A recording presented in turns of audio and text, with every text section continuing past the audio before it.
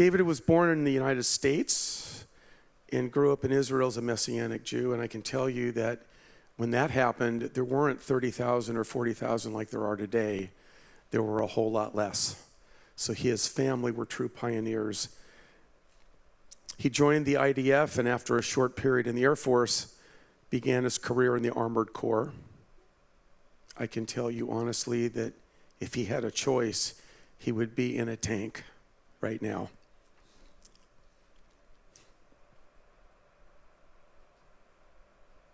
He rose to become a tank company commander and saw action during the First Lebanese War and throughout his 30 years as reserve active duty.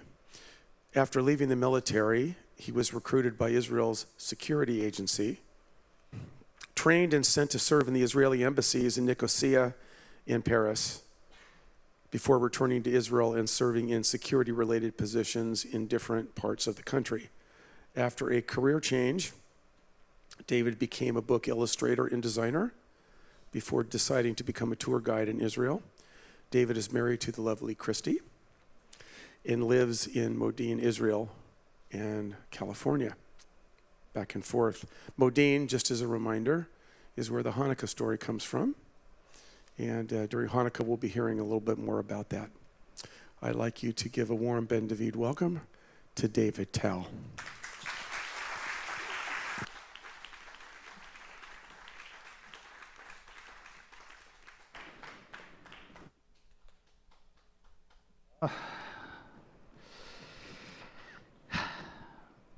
I really do have to compose myself a little bit because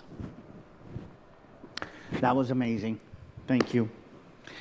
And thank you for allowing me to be a part of this very unique and very, very special kind of combination.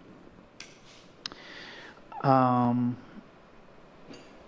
has sent me here to testify, I think, and to help us all remember.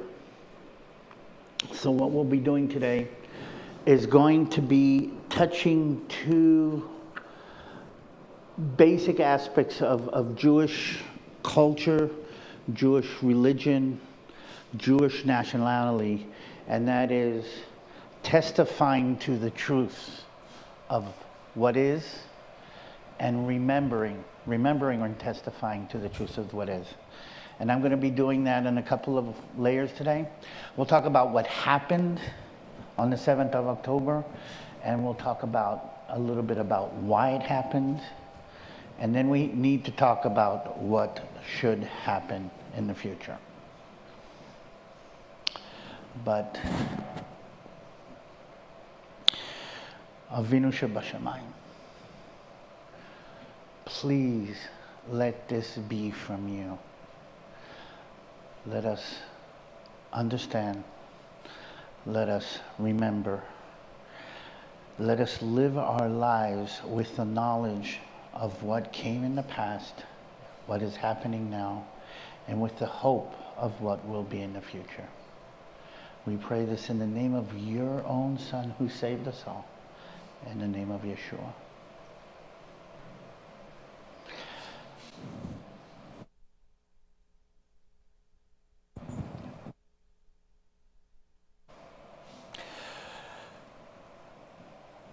What you just now saw is a balagan.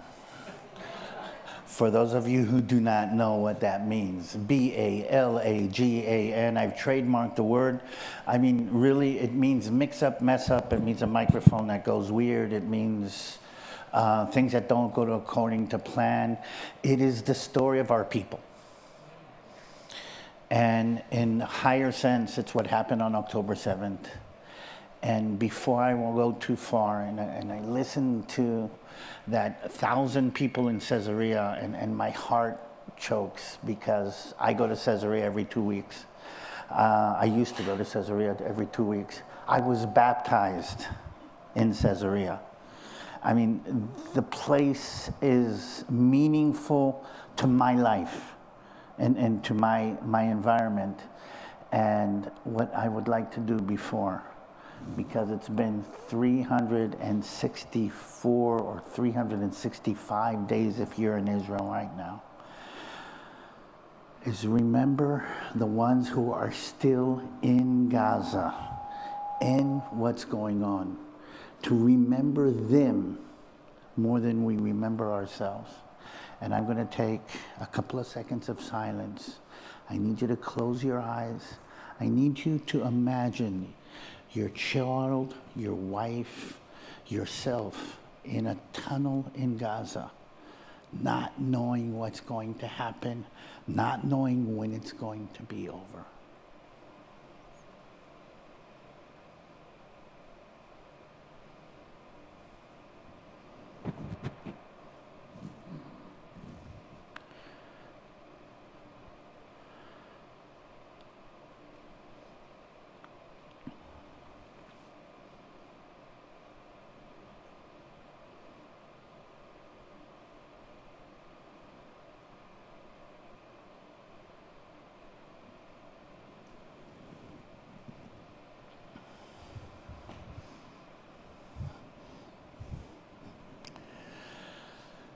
To remember, to testify.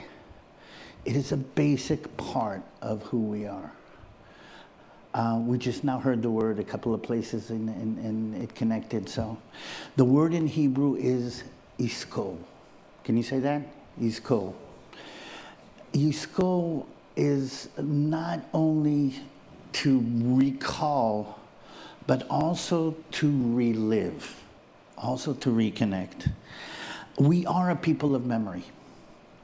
The recalling, the reliving, the reconnecting has been a basic part of everything what we are. The Bible uses the word 250 times. Recall, remember. By the way, it talks about us remembering things. He even asked in a couple of places, I don't know if you know, but Daniel, Moses, Abraham have all asked God to remember things. David asked God to remember in the Psalms, like God forgets something. So it's much more than just to recall. It's to reconnect to something. And we do it all the time. I mean, we remember the Sabbath. I mean, the prayer, the blessing for the Sabbath, okay?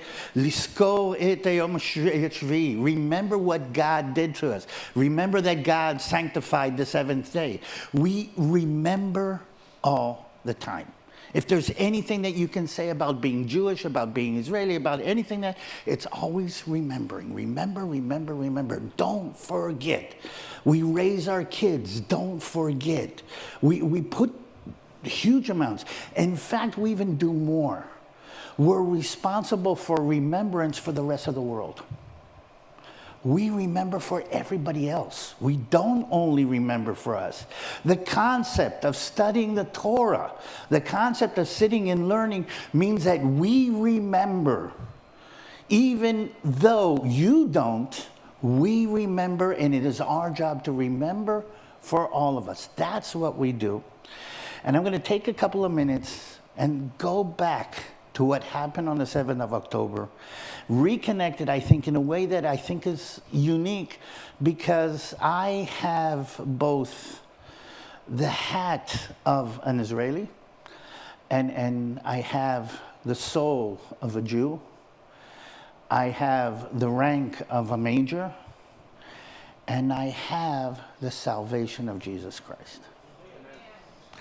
And maybe we can put all of those together and understand a little bit about what happened on the 7th of October and to a certain extent how it happened. By the way, remembrance is so important to us that we actually have a parasha. Remember one of the parashot on the Sabbath? We have a parasha that's called Isko. Isko, remember. And that parasha is very important, because what we remember in that parasha, it's from the book of Deuteronomy, I think chapter 25. What remember is, and let's see if you can listen to this in Hebrew, Isko et asher asa lecha Amalek. And if you've heard that term before, you know that Amalek is our nemesis. Ma she'asa lecha Amalek b'tzeitcha miMitzrayim. What Amalek did to you when you left Egypt. Why is that important? We have a new Amalek. We have a new nemesis. And what we need to do first and foremost is to remember what Amalek did to us. I'm going to go back into the 7th of October because I was there. I wasn't on the border with Gaza, but a couple of days before the 7th, I went back. Me and Christy had just gotten married, and we were all this euphoria. Christy stayed back behind in the United States for a couple of days, and I went back to Israel to start doing tours like I do. And on the 7th of October, exactly a year from now, actually a little bit later, a little bit earlier because, you know, they're a little bit in front of us as far as the time-wise is concerned. 6:30 in the morning, I wake up to the sound of explosions. I live in Modi'in, and if you look at a map of Israel, Modi'in, I mean, top, bottom, Dan, Beersheba, Dan to Beersheba, right smack in the middle is Modi'in. Like we said, that's where the Maccabees started off the revolt. It's in the middle of the country, both north-south, and it's in the middle of the country, more or less east-west. It's an hour from Jerusalem and an hour from Tel Aviv, and it's about 40 miles from Gaza, and the explosions woke me up, literally in bed. Now, I live in Israel. I mean, I know what explosions are. I've heard them before, but this was different. And you wake up and you understand something's wrong. You wake up and you understand this is not normal. So I wake up and the first thing I do is I turn on the TV and there's a balagan. Nobody knows what's going on. Nobody realizes what's going on. Second thing I do is I call Christy and I said, something's going on. You can tell this. You start getting information, but the information isn't clear. You know something seriously is wrong. I can hear the planes, I can see the explosions, I can see the plumes of smoke from my balcony in Modi'in over the city of Ashkelon and Ashdod, which is on the coast. I can see it, I can hear it, I can feel it. And the first thing I do is, okay, something really, really bad is happening. I call my mom, I call my brothers, I check where the family is. First thing, where's the family? What's going on? The second thing I do is I call some of my friends. Is anybody being called up? What's going on? And I realize that the whole country is mobilizing. I'm starting to put together the pictures. I'm starting to put together the pieces. And very quickly, you realize this is not another terrorist attack. Just to give you a little bit of the background of this. Yes, the English is American, but I grew up in Israel. Yes, I am a tank commander. I started off commanding one tank, then a platoon of tanks, and a company of tanks. And for the last 30 years, I've been defending Israel's borders, among them, the border with Gaza. Meaning I've sat with a tank, directed, looking down into Gaza from the places where the attack takes place in Gaza. Meaning, as the news starts coming out, I've got a picture of what's going on. I've got a picture of where this is happening. I know what forces are on the border. I know what sensors are on the border. I know how many tanks are spread along that line, and I can't believe what's going on. Couldn't believe it. I've been there with my company. I've commanded my company. I've rotated, actually, positions. I've taken out terrorists on the fence where they broke through. I've killed people on that border. I've got fired at a couple of times, but okay.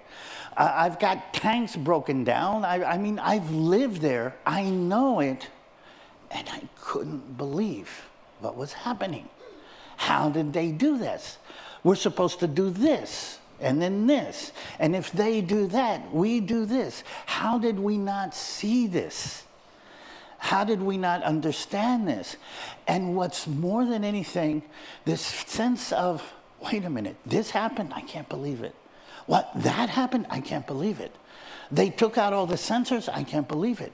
They took the battalion command? I can't believe it.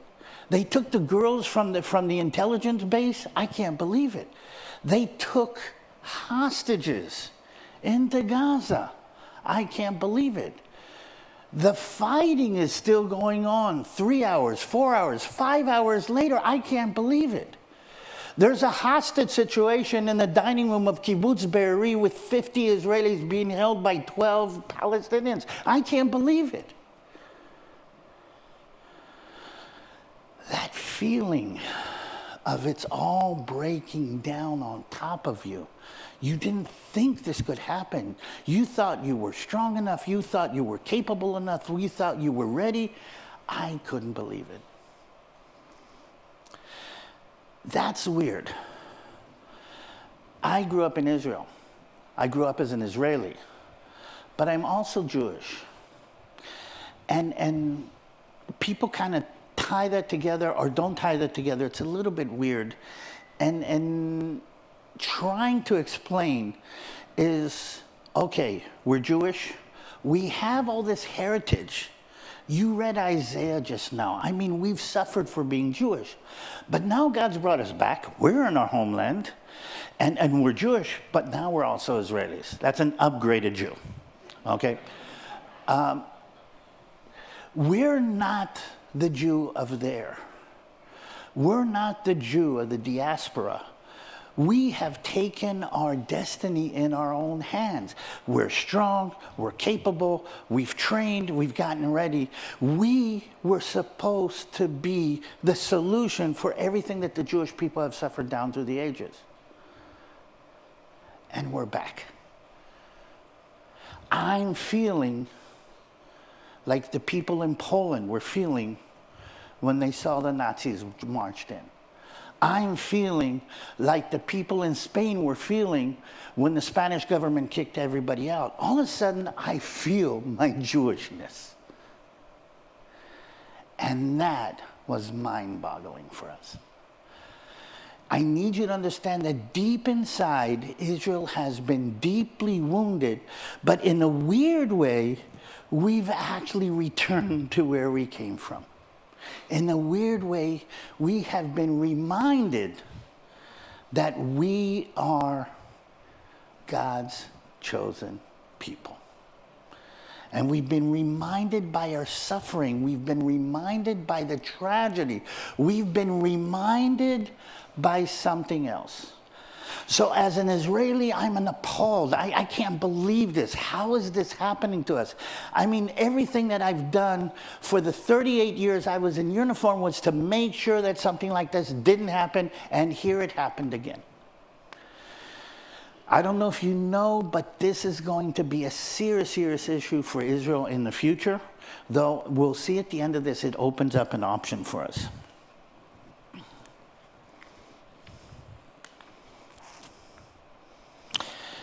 The next thing is, wait a minute, I'm Jewish. I'm being attacked because I'm Jewish. My people are being killed because they're Jewish. Our women are being raped because they're Jewish. Our children are being slaughtered because they're Jewish. This is who I am. And what happened to Israel on the 7th of October was a deep, deep reminder of the hatred that the world has for God's chosen people. All of a sudden, I thought we were over it. I mean, I've got friends in the States, you know, Christians love us, everything. I mean, the world is accepting us. Look at this. We've brought things that we get Nobel Prizes for. We brought technologies. We've invented this. We've done this. We've done this. Look at us. We've done all of this. And all of a sudden, I'm reminded how deep the hatred is for me just because of who I am. And again, this is part of what happened to us. Something shattered on the 7th of October because we've forgotten who we really were. Because we had separated this element of our identities. I know it's weird to say this. This is kind of weird. And I was sitting here and kind of preparing this. And listen, I thought I was strong. Listen, I'm a tank commander. And I could talk to you about the feeling of raw, unadulterated power that you hold in your hand when you hold the main joystick of a main battle tank with a 105 millimeter main gun, 330 caliber machine guns, 150 caliber machine gun, and I pull the trigger and all of that firepower goes downrange. It's huge. You feel strength. You feel invincible. And I had 11 of those. And it wasn't enough. It didn't save us from this terrible tragedy. It didn't save us from all of those things that we heard in the stories about what happened in Ukraine and Poland in World War II. It didn't save us from all the stories that we heard about happen in the ghettos and during the pogroms. It didn't save us. We're right back in the same place. That shook us to our core. And I'm going to tell you that feeling of what's going on now has been a part of Israel since October 7th, probably until about 2 or 3 weeks ago, when we started getting a little of this, okay, we can do this back, that is connected to some of the things that you've seen, you probably read in the news that's been going on in Lebanon and going on in Iran and other places. We were shaken to our core.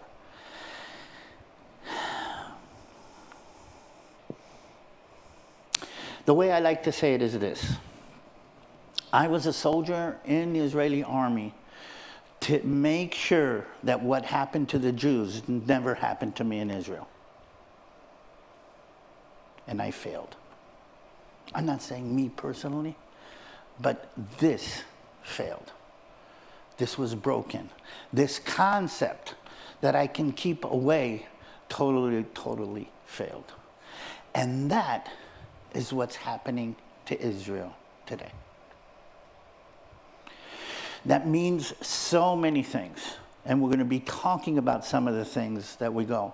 But, you know, I step back and I say, okay, then why did we fail? What happened?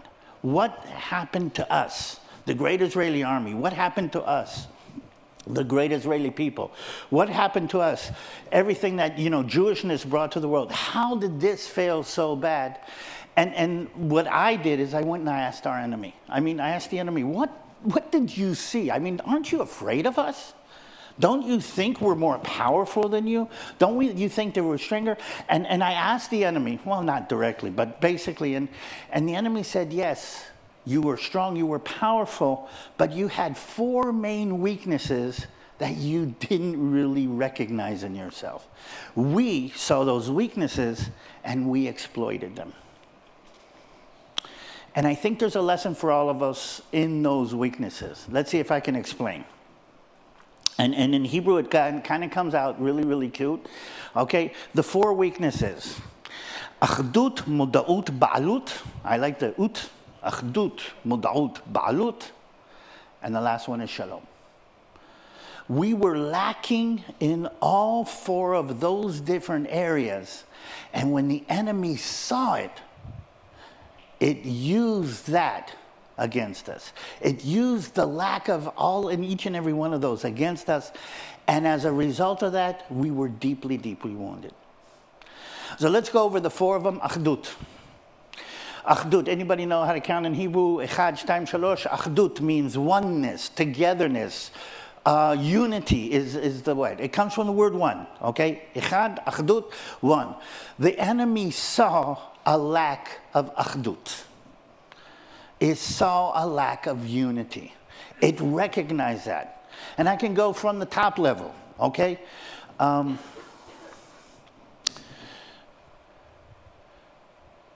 You read the story of Exodus. We don't get along with each other very well. I don't know if you know that, okay? You put 3 Jews in a room, you get 9 different opinions. And you get 12 different governments, okay? And if you think your government is a balagan, our government is a bigger balagan. Okay, we actually call it Bibi, okay? And big balagan. Okay, you got the idea. But what I'm trying to say is Yes, we are a Western-style democracy. Yes, we brought the rule of law to the world. We actually practice the rule of law. Yes, we are a country that is based on the Jewish traditions and the Jewish philosophy. But it makes it for a very complicated situation. And yes, after we did get a government, the disunity inside. Let's go through the different levels of the disunity inside Israel. Israelis, I don't know if you know, 20% of the citizens of the state of Israel are Arab Muslims. Let me say that again. 1 out of every 5 Israelis goes to a mosque and not to a synagogue. Did you understand what I just now said? In the Knesset, our parliament, okay, in the Knesset, there is a little mosque where the Arab representatives can go and pray when they're in the Jewish Knesset. I mean, that's how weird we are. So you've got Arabs and Muslims and Jews, Arabs and Jews. You've got all the different connections of that inside Israel. You've got Ashkenazim and Sfaradim. Ashkenazi are the Western Jews, and you've got the Sephardic Jews from the more Middle Eastern countries. Okay, and let's put it this way.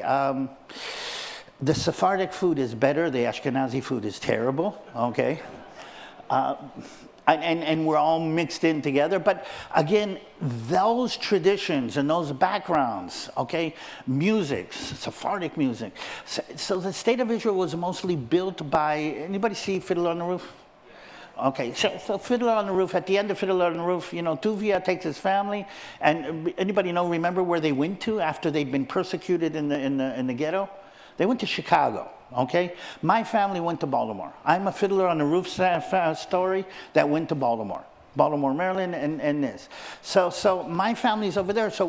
But a lot of the Jews from that situation didn't go to the United States, went to Israel.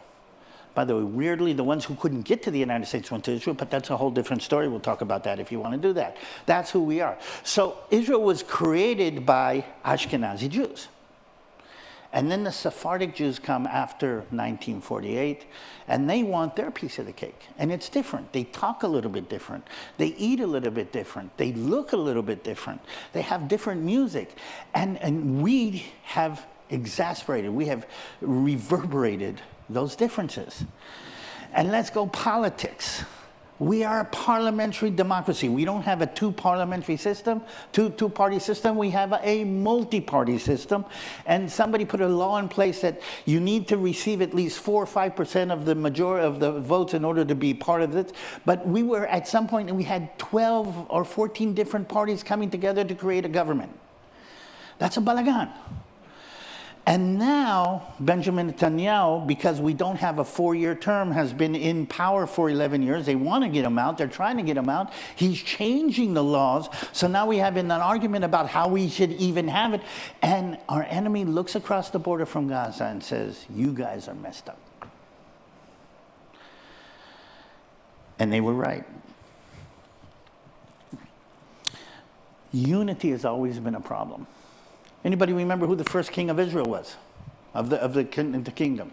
A guy named? Yeah, what was special about Saul? He was tall, but nobody agreed with him. And the 12 tribes, remember we were 12 tribes trying to get together? And I'm going to paraphrase a short story that my dad used to tell about the story of the men of Jabesh Gilead. I don't know if you remember that story. It's a little town on the other side of the Jordan River. They're being attacked by Nachash the Ammonite. Nachash the Ammonite conquers the town of Jabesh Gilead. Yavesh Gilead. I don't know why you say Jabesh, but okay. Yavesh Gilead. They say, we surrender. He says, I'm going to poke out your right eye. And they say, wait a minute, if you want to poke out our right eye to bring humiliation to the whole family, let's go tell the family you're going to do that.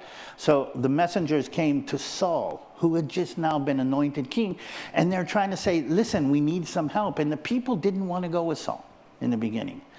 And only Saul, when he threatened him, by the way, threatened him literally, he said, if you don't come with me, I'm going to break up all your John Deeres, or I'm going to kill your oxen. They went and they saved the men of Jabesh Gilead. So God is teaching us that we need to have unity in order to withstand our enemies. Because the enemy is going to find a kink, it's going to find a place. And our enemies saw the lack of unity on the 6th of October and said, this is the time.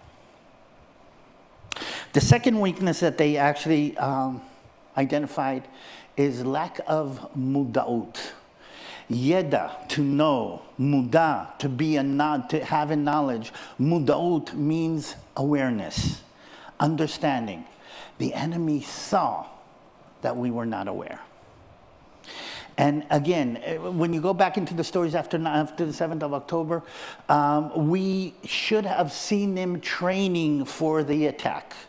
We should have noticed that they were getting ready for this. We should have seen the signs of this storm brewing on the other side of the fence. And actually, here's the thing. We did. We saw them. We heard them. I mean, we I don't know if you know, but now we know how to hack into pagers and telephones. Now everybody knows that. Back then, only we knew that. Okay? We had hacked into the system. We knew what was going on. Okay? But we didn't understand the meaning. We were not aware of what that meant.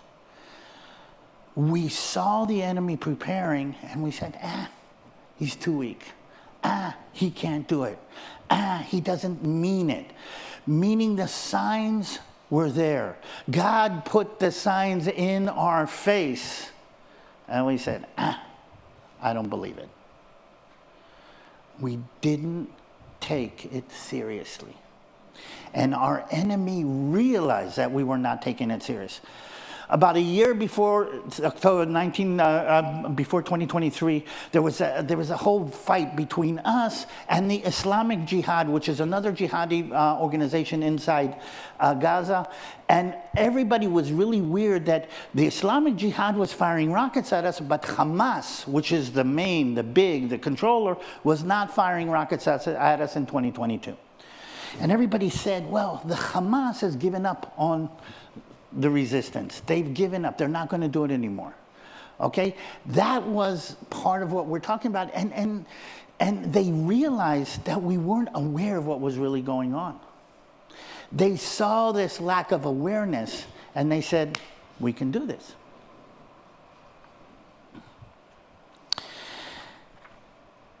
The next one I'm going to call lack of possession.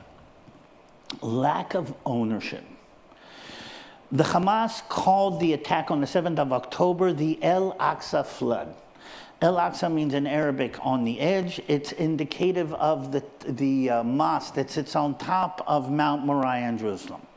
Meaning they were saying, El Aqsa is ours, not yours. We are doing this to prove to you and the world that we own Mount Moriah. Side note, anybody know? Well, everybody knows. Names in Hebrew have meanings. The mountain in the middle of Jerusalem, the mountain where the temple was built, okay, is called Mount Moriah. Moreh means teacher, Yah means God.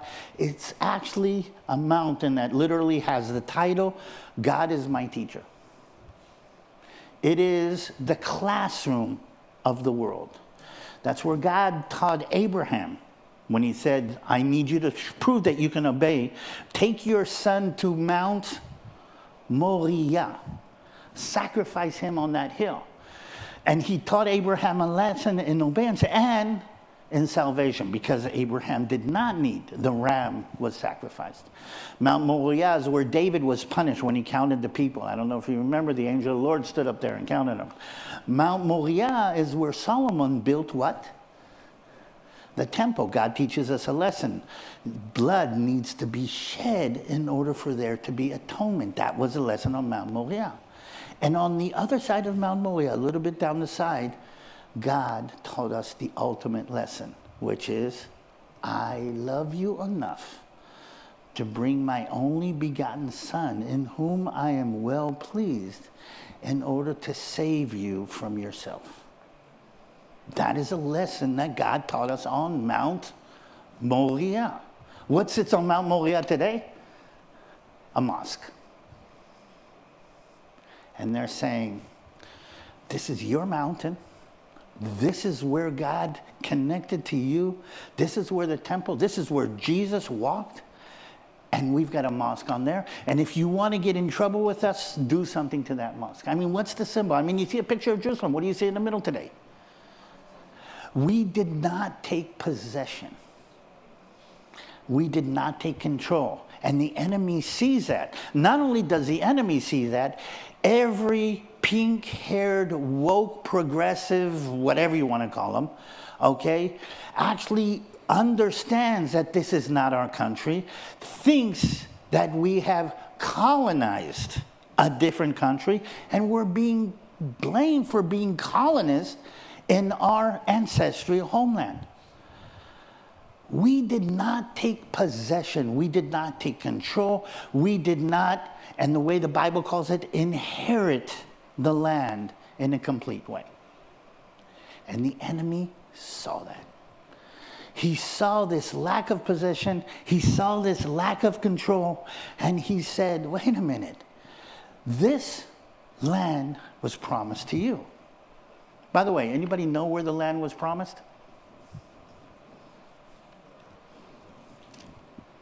Right there. The deed, the title for the land of Israel is here. The connection between God, land, and people is here. This is where it is. I don't have to have a special lawyer notarized connection. Here is my connection. And if you take this seriously, you know who owns this land, which means I cannot be a colonizer in my own home. And we're being blamed for being colonizers. We're being blamed for being imperialists. We're being blamed for that. Yeah, give me times because I'm totally out of this. There you go. We're blamed for being imperialists in our own home. And the enemy is seeing that. And here's a weird thing.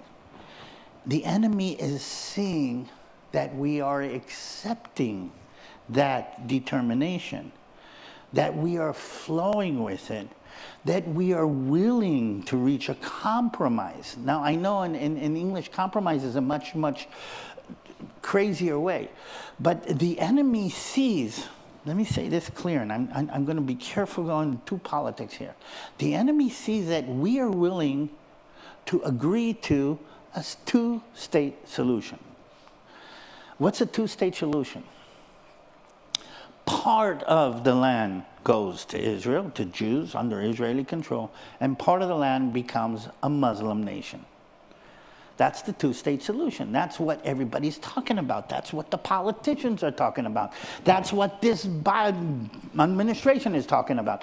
I mean, everybody, two-state solution, and over again, here's the weird thing, Israel has said yes to a two-state solution. From day one, from 1947, we've said yes. We have been willing to share our God-given inheritance with somebody else in the name of peace. And every time we tried, thank God, again, I hope I'm not getting in too much trouble, and I don't know where this is going to go, but thank God they said no. Because although the Western world thinks a two-state solution, I mean, I can just hear, why don't you just share? Why don't you just be together? Okay, why don't we just take the baby and cut it in two? You get half and they get half. Why don't you just agree to be nice to each other and everything will be fine? That's the Western mentality. That is the Western ideology. That's the Western mindset. It's all, okay, and I'm going to be, okay, that is the motherly way to do it. Let's find a compromise. Israel has said at least 7 times, okay, let's do it. 1947, 1948, I can go down through the whole list, and every time the other side said, we're talking about a two-state solution, but we don't really want a two-state solution. What do we want? From the river to the sea, Palestine will Be free. Do you know how to say that in Arabic? By the way, very interesting. What they say in English and they say as Arabic is not the same. And I find it fascinating. Nobody's picked up on this. Okay? They say from the river to the sea, Palestine will be free. In Arabic, they say, Min Maya el Maya Palestina Arabia. What does Arabia mean? Arab. From water to water, Palestine is not free, not joint, not two-state solution, is Arab. They say it. The charter of the Hamas says, we don't want a two-state solution because that'll mean that we agree to the existence of a Hebrew state. More than we want our own state, we want to make sure that you do not have a state. We don't need joint ownership of this land. We need you to be gone. We don't need to accept your existence. We need to prove that this is wrong. The lack of possession is a fight against this connection between God, land, and country. That's what they're fighting against. They're not only fighting, and then whoever says it's a border dispute, and I love these nice people over here that said, oh, let's just fight the solution. I mean, we can all agree to live together.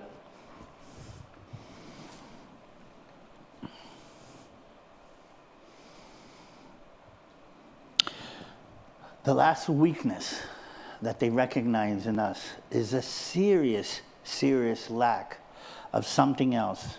And I'm calling that a lack of peace. Now, like everything else, there's different levels of things. I mean, Jewish tradition has, when we read the Bible, we read the Pshat, you read the actual Bible, but there's always more meanings and more meanings in this. So let's talk off with a lack of peace. Now, lack of peace could be a lack of unity, it could be a lack of everything. But a deep lack of peace they saw in us. And I want to go into how they defined it and how I defined it. Let's start off with the beginning. The reason they attacked us on October is they saw what was coming together is a peaceful joint connection between Israel and other Muslim moderate states in the Middle East. President Trump started it off in the beginning, okay, where he kind of put a lot of time, effort, and energy into connecting us to Saudi Arabia, and through Saudi Arabia to the rest of the Gulf states. They're called the Abrahamic Accords. They're called the Abrahamic Accords because of this. I mean, it doesn't make any sense to call it Abrahamic if you don't have this.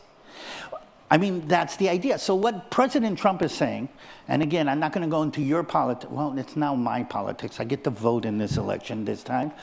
But, okay, what Trump is saying is there is a biblical connection. That biblical connection based on Abraham. We're the joint. He's the one that's holding it together. According to David Friedman, who was the ambassador at the time of Trump, he wanted to call it the Trump Accords. And somebody convinced him to call it Abrahamic Accords. I mean, Abraham is more important than this. But what I'm trying to say is that the enemy saw that and freaked out. Because if we use this book to make a connection between the different powers, then this book also says who the land belongs to. And from their point of view, they couldn't accept that. So part of the reason they stated that they wanted to attack was to dismantle this growing peace in the Middle East that was coming together.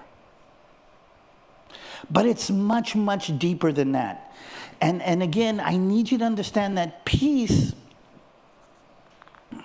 has a lot of different meanings.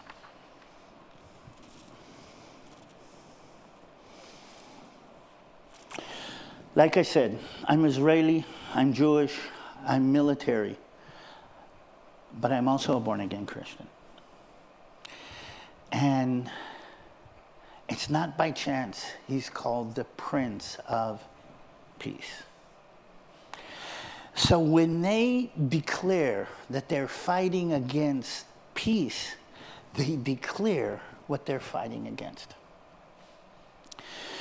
If you have a Bible, I'm just going to read this quickly from John chapter 19, and it's only going to be one verse. So I mean, you can kind of this, and I want to read this in Hebrew. I know that if you come from the background that I'm feeling here, and the vibe that I'm feeling here, you know that Hebrew is much, much deeper than just the bare level.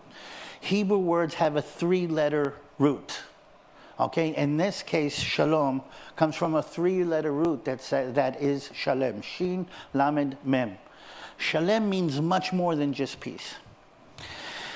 This is John chapter 19, verse 30.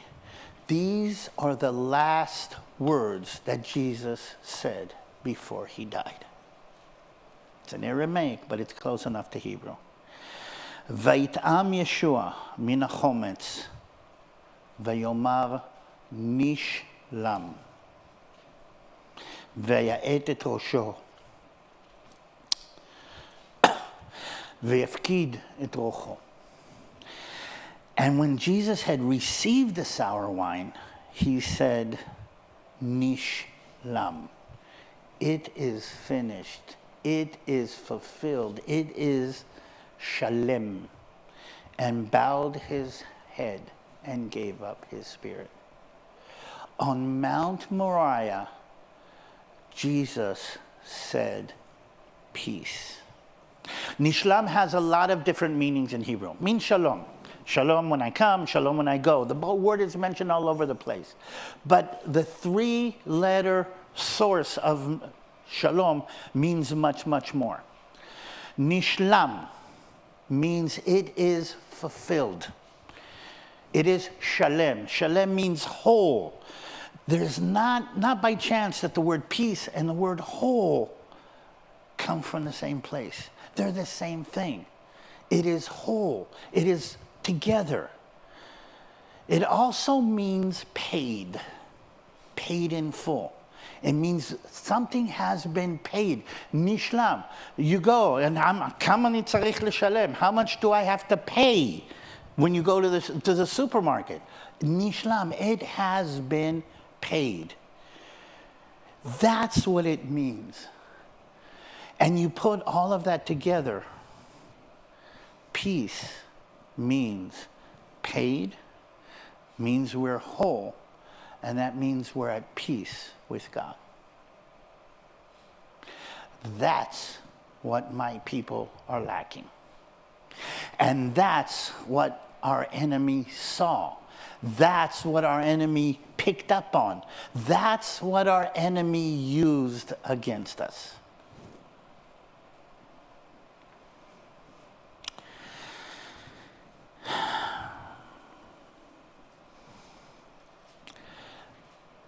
We have been seriously wounded. We, the Israelis, we, the Jews, have been seriously wounded. Now, I can go through all the different aspects of our past, and I can go through the fact that Israel plays a role in world affairs. We are, like I like to say, we're the GKs. Okay? Me and Christy are both PKs. You know what PK means? Okay, so you know what a GK means. We're God's kids. And if anybody who's a PK like me knows that doesn't mean we always do the right thing. That doesn't mean that we always are the most righteous. That doesn't mean we are the most obedient.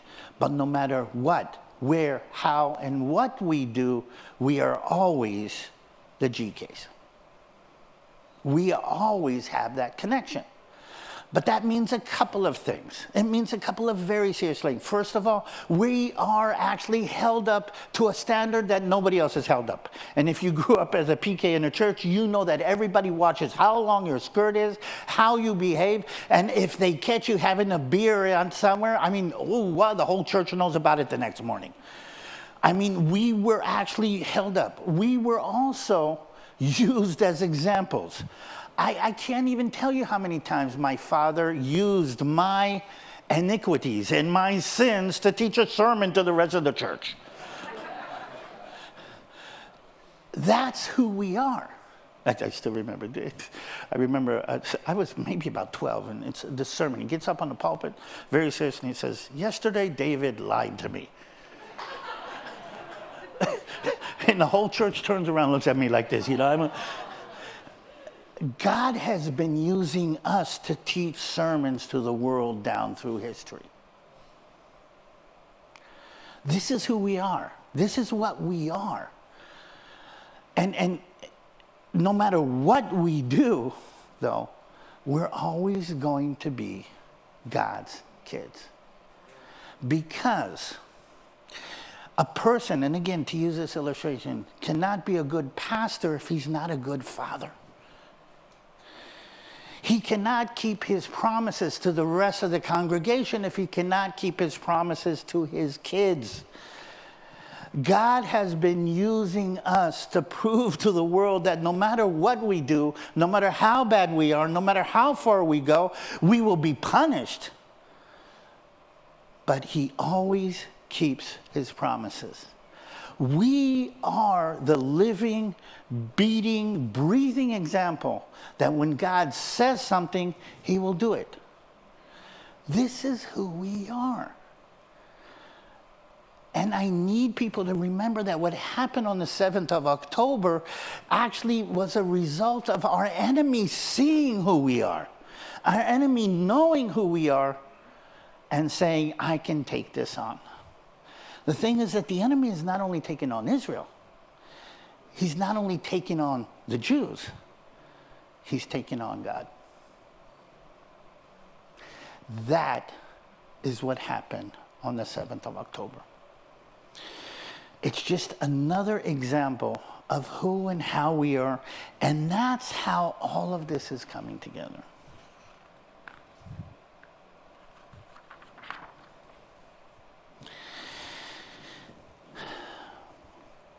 Four reasons. Achdut, Muda'ut, Ba'alut, and Shalom. Unity, awareness, possession, and peace. We all lack those in some way or another. We lack them in our personal lives. We lack them in our community lives. Think about how many churches I've seen being messed up by lack of unity. Okay? Think about how many people that God has given gifts to that don't use them for his glory. But I can't help but tie the end together. The illustration I like to use is, yes, anybody who knows anything about the history, we are the canary in the mine shaft. We're the indicator about what's going on. When something bad is going to come, okay, why do you use a canary in the mine shaft? Because the canary is going to choke before the people choke. I mean, and it's very important to have a canary in the mine shaft. It's very important to have an indicator of the evil that is coming down. It's very important that somebody's going to tell us what's going to happen. But think about the canary. The canary's not excited about that. The canary is saying, why do we have to suffer in the name of all the rest of these people? And we have been. And it's amazing that we sang here the passage from Isaiah 40 a few minutes ago. And again, comfort, yes, comfort my people, says God.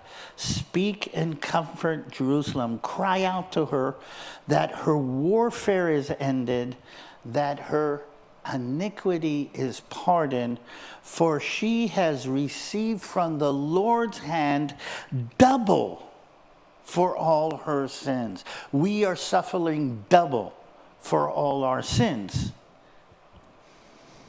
But one of the things that people don't realize, that the verse after that is the voice of one crying in the wilderness, prepare the way of the Lord. We are suffering. We're pain. We're the system. We are what everybody looks at to see what's going wrong. But we are also the preparation of what's going to happen. And again, I start putting things together, and I'm getting reconnected to my how do you say, my Jewish part, because for years I thought it was more Israeli than Jewish. I mean, I'm Israeli and Jewish, by the way. You get the idea. But the Israeli was strong. It was the proud Jew. It was, we speak Hebrew and not Yiddish, and all the things that are being Jewish.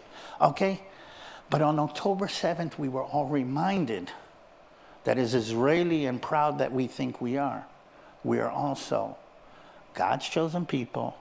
We're God's kids. We are the canary in the coal mine. We are Jewish.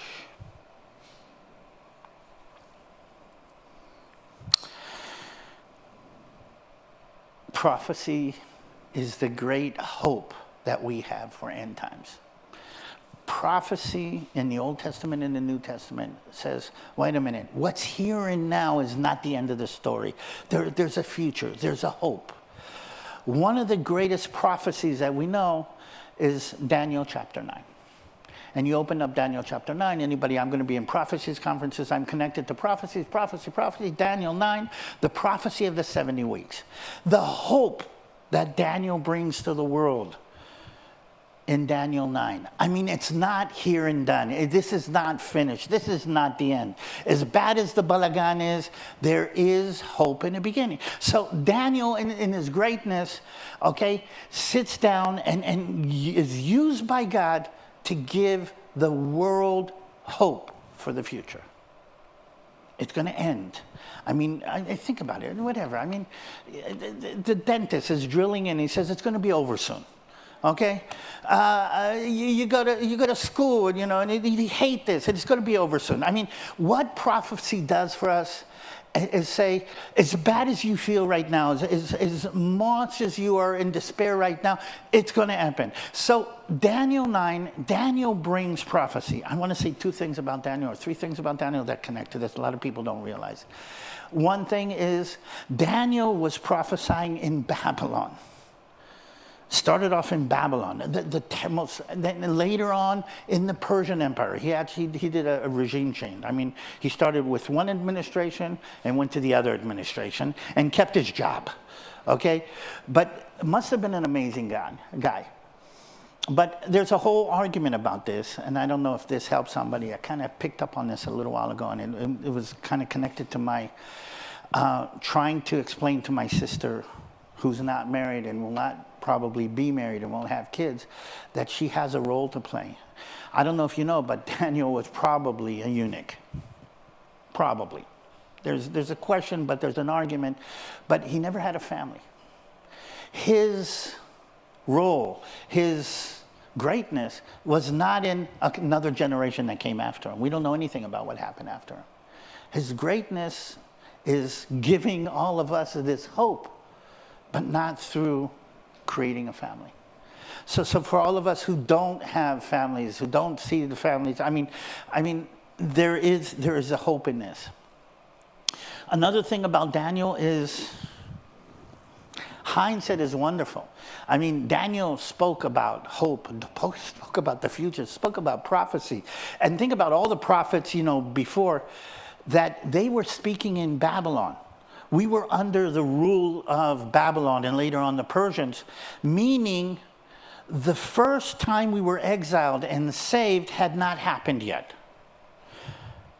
We all know that God brought us back from Babylon. We were from Persia. We rebuilt the temple. I mean, we got around too. We know that God keeps his promises. They didn't have that.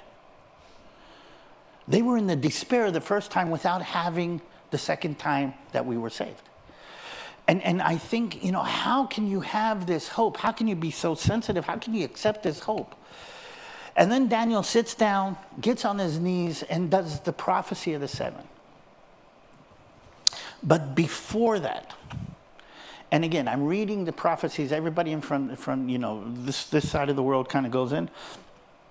Before that, before the prophecy, before the hope that he gives to the world, Daniel sits down and cries for his people.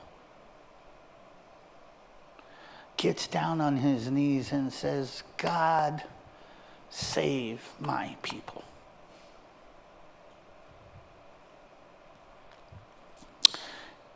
O Lord, hear. O Lord, forgive. O Lord, listen and act. Do not delay for your own sake, my God, for your city and your people are called by your name. The verse before the greatest hope that is dropped on mankind, Daniel cries for his people. Our people need shalom. And there's nothing else but the Prince of Shalom itself that will bring this. And I want to end with one passage.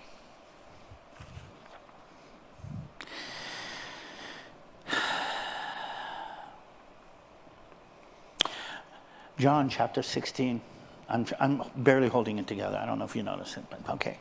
But John chapter 16, verse 33. These things I have spoken to you, that in me you will have shalom. In the world you will have tribulation, you'll have terror, you'll have balagan, you'll have horrible things. But in me you will have shalom.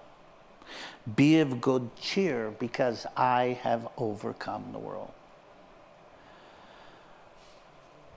Please pray that my people in him will have shalom. And because of everything that we've gone through, because everything that we've suffered, because we're being reminded right now who we are, because we thought we'd grown out of being God's kids and being under God's rule, because we're being reminded as we speak of who we are, my people are open now to Sar HaShalom, the Prince of Peace, more than ever before.